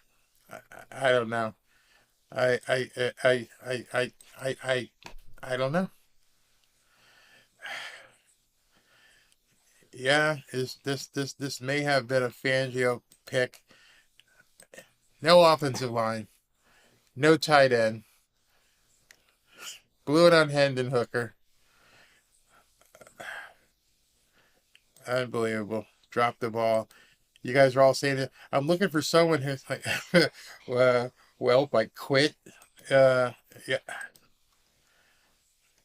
Oh man, maybe we're making a trade bet. I'm speechless. I am speechless. The entirety of Dolphins Twitter, I'm sure, is just like, what?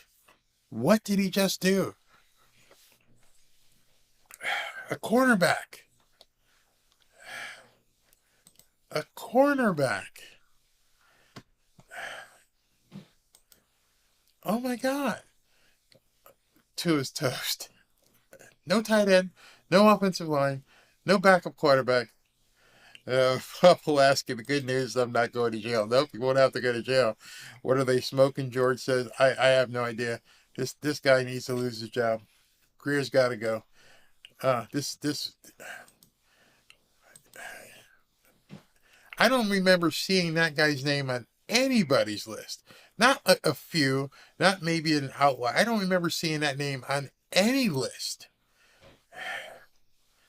Yeah, everybody's probably blown up at this point. Everybody, I bet you if I brought up Twitter, wow, I'm headed to bed. Scorched fire, I've traded. I'm going to dinner. We blew it on Steve Avila, Hendon Hooker. This makes no sense. This makes no sense whatsoever. None. Can you take an insurance policy out on anyone? I'm going to take $1 million life insurance policy out on Tua. Yeah, and they had to have wanted him because they made that pick fast. So maybe they're going to make a trade later and said, okay, we know Seattle's not picking a quarterback. We know that. Okay, let's give them the benefit of the doubt. Let's look at something here. All right, so let's look at this and say best available still on the board with the picks. Hendon Hooker still sitting there.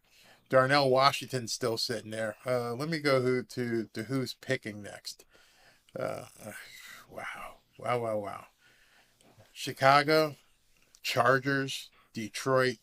Maybe they're gonna make a trade with somebody to get back up there. I don't know. So anyway, this has been fun. Yeah, Sharon. Oh, hey, Sharon. We must have been lurking. Yeah, that's no words. Nobody I know mentioned that guy's name. Nobody I know. These guys. What's the end? The owner has no balls to get into this nonsense. This makes absolutely no sense. When's our next pick? Fourth round, I believe. I won't be here. I'm gonna be turning this thing off real soon. That just makes bring Marino out of retirement. Speaking of bringing somebody out of retirement,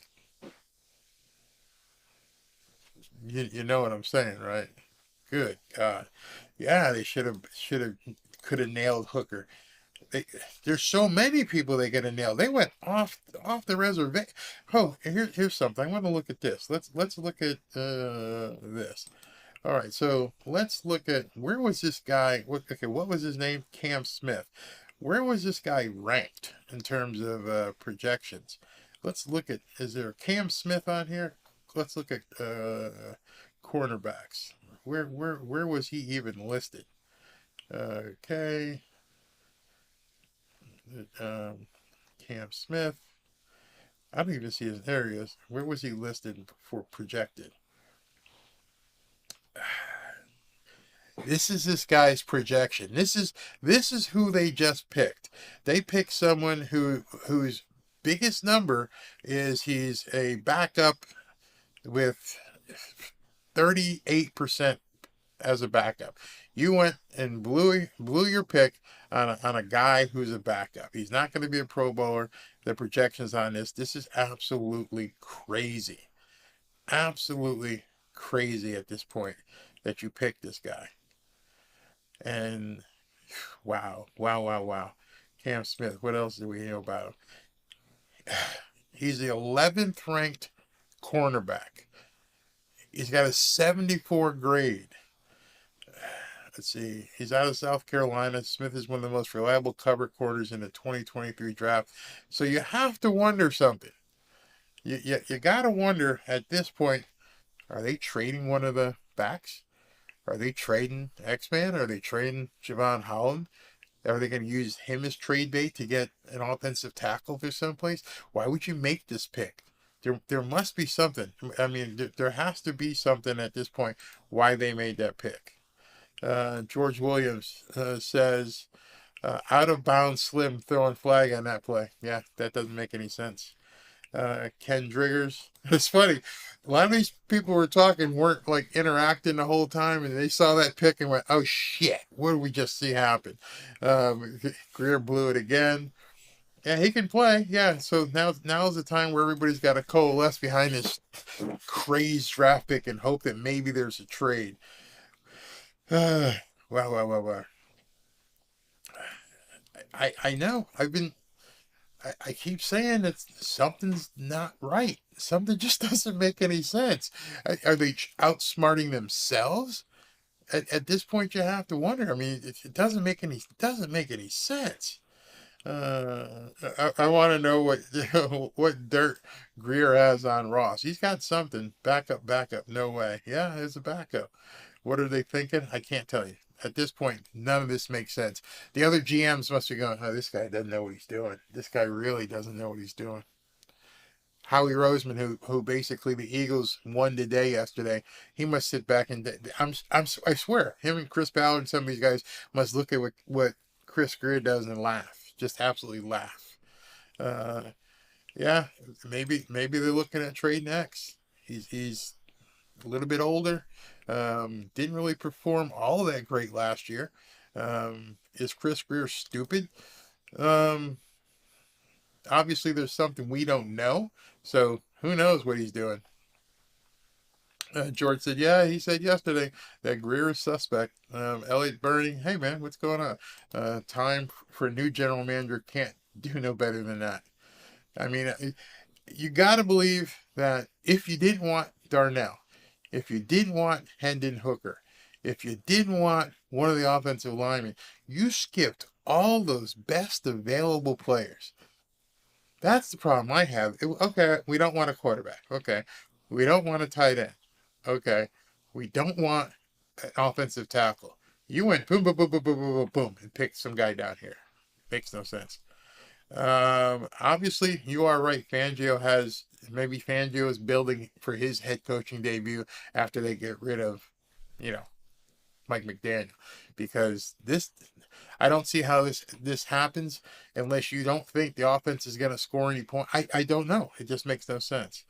Greer chokes on the early picks. Well, guys, I was only going to stay through the Dolphins pick. I've got some plans with the wife, so I'm done here. It's 8:45. I hope you guys have a good evening. I don't know I'll check back later on Twitter or something to see what they're doing, if they're trading up or anything. But it just made my stomach sick just watching what they just did to the team, what they just did to the other, the fan base, everything. Nothing here makes sense. So I'll probably make a video tomorrow because I'm going to collect a whole bunch of tweets and a whole bunch of stories where people are probably going, what the F? What did you just do? And, we'll see. We'll get that tomorrow. You guys are all making great comments. They've got EJ Furrow, they've got a solid master plan. They're cooking up something like Dr. Evil. Yeah, we got something going on. Yeah, no protector, no quarterback, no sense. Great, great, great comment. No protector, no QB, no sense. Yeah, wow. All right, guys, let's I guess we got mini camp coming and see what they do in the rest of the draft, but that was just pathetic. That was just absolutely pathetic. I'm sorry you guys all feel let down too, because I think we're all just like, come on, man. People pay good money for tickets. People pay, fees to watch your game. My phone's going off. My phone's going off and people are like, are you kidding me? Are you absolutely kidding me? I don't know. Doesn't make any sense. So you guys have a good night. Have a drink if you drink. My phone is just going crazy. People are like, oh, I got to show you this. This is too funny. Oh, man. I guess some of my friends are watching this. And let's see if you guys can see it. It's a GIF And on the GIF, you can't see it, but it shows a guy in the ground, and it says, "He's choking. He's choking." Everyone, you guys have a good night. Please drop the fullback. Another Iggy. Take care. You guys take care as well. What a bummer. I feel like we just lost a game. I feel like we're doing a Sunday broadcast and we just, we were down to the 5-yard line. Everything broke our way. Everything was ready to go. And it was 4th and 1 and you knelt down. That's how I feel right now. I feel like it was 4th and 1 with 3 seconds left and you knelt down. That's how it feels because none of this makes any sense. None.